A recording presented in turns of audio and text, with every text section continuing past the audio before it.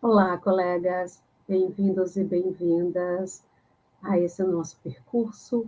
Hoje, com um texto fundamental da teoria da clínica lacaniana, que é o chamado estádio do espelho. O estádio do espelho é uma teoria que o Lacan, embora vá, digamos, transcorrer durante toda a sua obra sobre ele, muitas vezes ele vai retomar, e vamos encontrar esse texto nos escritos de 1953, mas o estádio do espelho enquanto teoria começou a ser elaborado um pouco antes, já a partir do que? Dos seus primeiros estudos acerca das psicoses na clínica, que foi com o caso Aimé, Tivemos depois o crime das irmãs Papin. Então, é a partir das psicoses que o Lacan vai desenvolver algumas de suas teorias. Uma delas é o estado do espelho, outra delas são os complexos familiares, Textos que são fundamentais para compreender o desenvolvimento da psicanálise e da clínica lacaniana. Bem, sobre o estádio do espelho, como formador da função do eu, importante, estamos falando aí de eu, tal qual como nos é revelada na experiência analítica, foi um texto publicado no 16º Congresso Internacional da Psicanálise, em 1953. Bem, para irmos a esse texto lacaniano, é importante o quê? Sabermos dois conceitos fundamentais, o de metáfora e o de metonímia. E, sobretudo, o conceito de metáfora como ponto central da teoria lacaniana, porque o estádio do espelho também será conhecido como a metáfora do espelho. Então, veja, esse texto de 53, que começa a ser pensada a teoria do espelho, de um estádio do espelho, anos antes, ele chega a 1953 já com bases linguísticas também para a compreensão, a linguagem, a teoria linguística para a compreensão do que seria metáfora, o que ele vai chamar de metáfora do espelho. Se a metáfora é um ponto central da teoria lacaniana, a metáfora que o Lacan vai buscar lá na sua base epistemológica da linguística, vale a pena aqui nós mencionarmos novamente o que vem a ser metáfora. Lá na linguística a gente pode percorrer e retornar ao que? Aristóteles. Quando Aristóteles está falando sobre linguagem, a linguística ainda não existia naquela época como ciência, voltando à Grécia Antiga. Mas já existia o quê? O pensamento acerca da chamada poética que tratava da linguagem. Para Aristóteles, metáfora consiste em transportar para uma coisa o nome da outra, ou seja, transpor o nome de um lugar para o outro, de uma coisa para outra. E que pode ser considerado uma espécie de comparação, a qual falta uma locução comparativa. Como? Que locução comparativa é essa? A exemplo, como? Se eu digo, Judite é uma rosa, ora, Judite, ela não é uma rosa planta da botânica, mas ela é como uma rosa, falta essa conjunção comparativa. Entretanto, se uma rosa ela não pode ser, porque ela é uma pessoa, Judite, e rosa vem de outro campo, vem da botânica, vamos pensar das plantas. Que características a rosa tem que eu estou atribuindo a Judite? Perfumada, a beleza, o quê?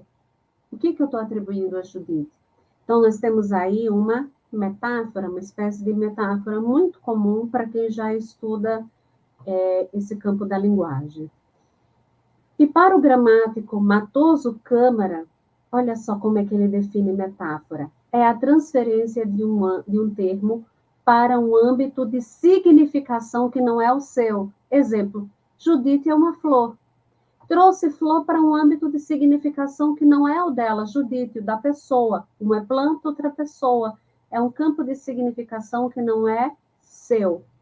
Então, vejam, colegas, nós estamos adentrando aqui a teoria da metáfora e vamos saber um pouco mais sobre as figuras de linguagem para entender o que o Lacan está chamando de metáfora do espelho ou estádio do espelho como formador da função do eu.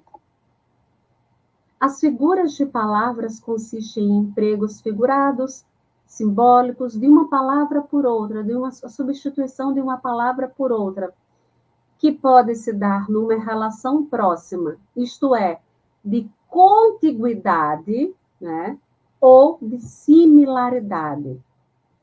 Sobre isso, nós entramos também na metonímia. Metáfora e metonímia, retomando já como ele percebeu as formações da linguagem ou do discurso do inconsciente. Ora, se a metáfora se dá por uma substituição de uma palavra a termos de comparação e de um campo que não é o seu, a metonímia, por sua vez, também é uma substituição de um termo por outro. Veja, as figuras de palavras elas substituem um termo por outro.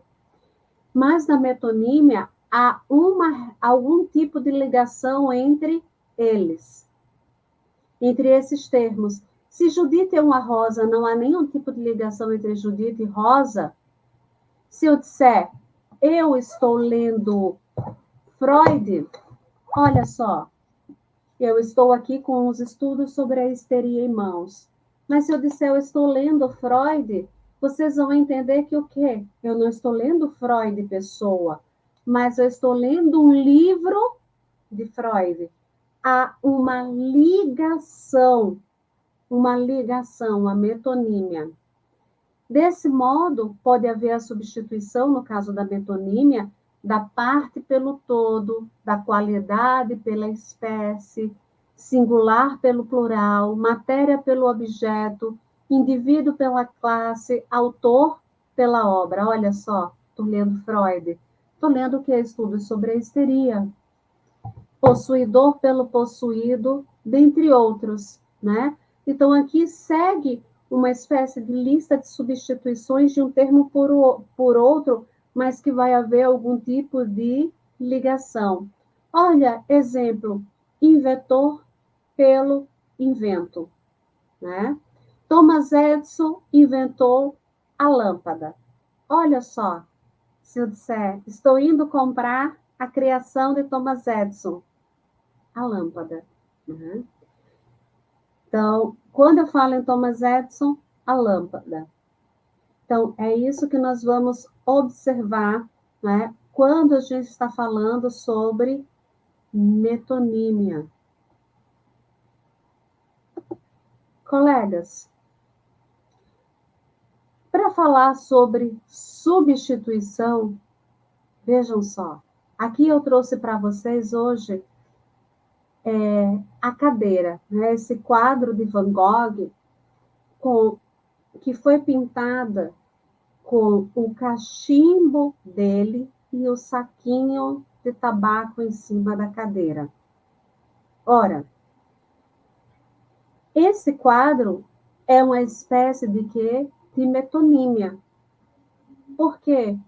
Porque a cadeira com o cachimbo e o saquinho de tabaco do Van Gogh são o quê? Uma substituição da própria presença do escritor.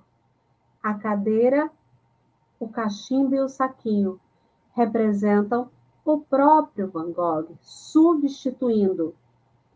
Então, A partir de metáfora e metonímia, do retorno a essas duas figuras de linguagem e que servem de base para o desenvolvimento da teoria lacaniana, né, nós vamos adentrar o que vem a ser o estádio do espelho. Por quê? Porque a utilização da metáfora ou de figuras de linguagem, o que elas fazem? Elas descentram o texto do seu sentido unívoco. Unívoco é o sentido que tem só uma voz. Se eu disser a casa é branca, a casa é branca. Não tem outra interpretação para a casa é branca. Ela é tingida, ela é pintada de branco, da cor branca. Agora, voltando para o exemplo, Judite é uma flor. Alguém pode dizer, Judite é perfumada, Judite é bela. Alguém pode dizer o quê? Judite tem espinhos. Percebem aí que a metáfora, ela descentra, ela tira o que a gente chama desse sentido unívoco, de uma só voz, de uma só interpretação. E mostram a possibilidade de significações e das substituições que podem ser empregadas na linguagem. Nesse sentido, a psicanálise, ela opera por metáforas. Porque a psicanálise, ela não se trata de algo objetivo e neutro. Voltando que o quê? Que a psicanálise, ela traz o sujeito do inconsciente, o sujeito da singularidade. Ela se opõe à linguagem da ciência, que é objetiva e neutra. A psicanálise, ela se assemelha à metáfora, a essa linguagem que ela desliza por várias palavras, por várias substituições. Porque o inconsciente, colegas, ele jamais pode ser reduzido a uma linguagem objetiva e neutra. O inconsciente, ele opera como uma linguagem, operando através de metáforas e metonímias, como Lacan já vai nos trazer. Como Freud nos trazia já na interpretação dos sonhos, deslocamentos e condensações dessas imagens. Imagem, linguagem, linguagem inconsciente. O que diz não é o que diz, mas as várias possibilidades do que é dito. Por isso que nas possibilidades, o que não há é objetividade e neutralidade. Por isso que o eu da experiência analítica vai ser diferente do eu penso, logo existo, que é o cogito filosófico, né? Aqui é onde eu não penso, eu existo. Onde eu não penso, onde eu não consigo tornar objetivo e neutro, é onde eu existo. Esse eu, enquanto sujeito do inconsciente.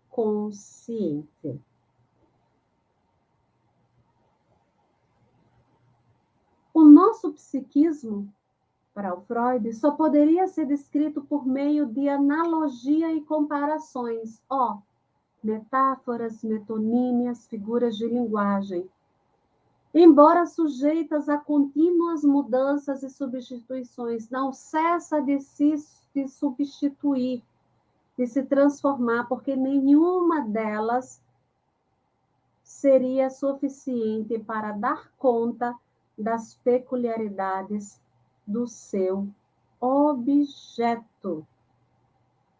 Logo, estamos pensando em estádio do espelho ou metáfora do espelho, porque não estamos pensando em algo que seja objetivo e neutro. mas de uma formação do eu que passa pela linguagem, pelo simbólico, colegas. Então, essa formação do eu, ela é metafórica. Ela passa pelo estádio simbólico, a inserção do sujeito na linguagem e nesse campo de significações das mais distintas.